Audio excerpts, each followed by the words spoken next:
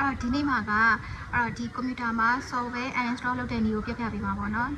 သူကဒီဖုန်းတွေမှာဆိုလဲ software တွေကိုအဲ့လိုမျိုး install တင်နေ uninstall လုပ်တဲ့မျိုးရှိရလေအဲ့တော့ကွန်ပျူတာမှာလည်းအဲ့လိုမျိုးရှိတယ်အဲ့တော့ကွန်ပျူတာက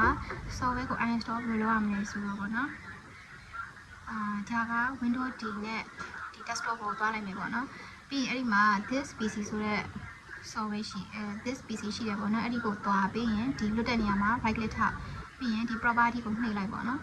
နှိပ်လိုက်လို့ရှိရင်ဒီမှာ control panel နဲ့ home ဆိုတာရှိတယ်ဒီအပေါ်ဘက်ကလေးမှာအဲ့ဒီ control panel နဲ့ home ကိုသွားပြီးလို့ရှိရင်ဒီအောက်ကဒီ program အောက်မှာ uninstall တဲ့ program ဆိုတာရှိရပေါ့နော်အဲ့ဒီမှာဆိုလို့ရှိရင်ဒါကို install တင်ထားတဲ့ software တွေရှိရပေါ့နော်အဲ့တော့ဒီမှာကျတော့ဘာလို့ချင်တာလဲဆိုတော့ဟိုနေ့တုန်းကဒီ VSDC ဆိုတဲ့ဟို software ကို install တင်ထားတာပေါ့နော် video editing လုပ်တဲ့ software ကိုအဲ့ဒါပြန် install ချမှာပေါ့နော်မလို့လို့အဲ့တော့ဘာလို့မလဲဆိုတော့ဒီမှာအမှဒီလွတ်တဲ့နေရာမှာselection လေးတစ်ခုပေးလိုက်ပေါ့နော်ပြီးတော့ V ဆိုပြီးရှာလိုက် VSD ဒီမှာပေါ့နော်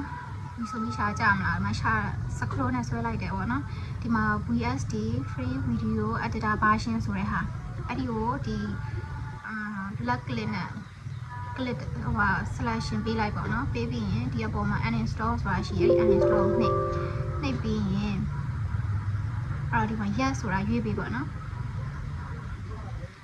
အဲ့ဒါဆိုရင်သူကဒီမှာဒီဟာကို install လုပ်မှသိကြလားဆိုတော့ download ပေါက်လေးပြတာပေါ့နော်အဲ့ဒီမှာ yes ကိုရွေးပေးလိုက်ပြီး yes to all ပေါ့ yes to all ပေါ့နော် remove လုပ်မှာ file တွေအကုန်လုံး remove လုပ်မယ်ဆိုပြီးတော့ပြောချင်တာ